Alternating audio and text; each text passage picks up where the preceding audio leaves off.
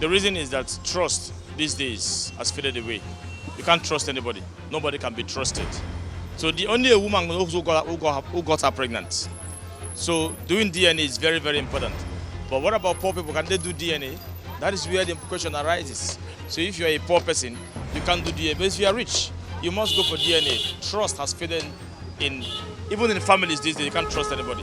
That DNA test should not be compulsory is no. Reason is that there are so many factors in Nigeria here.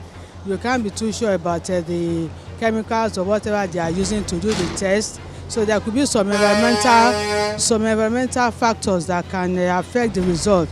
So where a family has been stable without the knowledge of DNA, I think we should let things be so that we can have unity in the society.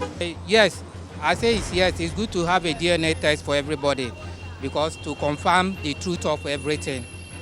It's just okay for everybody to know exactly what's the point. If it's your child or not your child, it's okay. For me, it's okay for everybody to do DNA test to be sure of everything.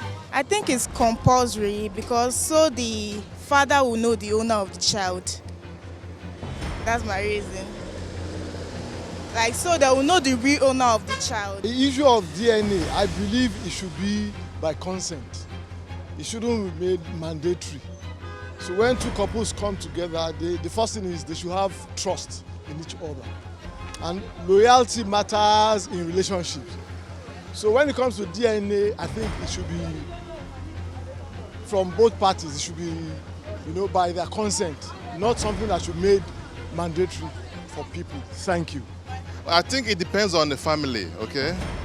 So it all depends on the couple too. So if they believe, if they think they can trust themselves, all right, I think, and they'll be doing it for it. But if there's any reason to doubt, maybe the man doubts the lady, the woman, or the woman doubts the man, then obviously there should be a DNA test. So at the end of the day, it boils down to the two people involved, okay?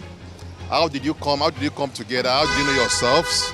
And so when you understand your past, you should be able to know, okay, I can trust my woman, I can trust my man. But when that trust isn't there, Baba, DNA should be done straight up, okay? DNA, I don't think it's necessary anyway. Why I say it's not necessary because if you trust your spouse, there's no need for DNA.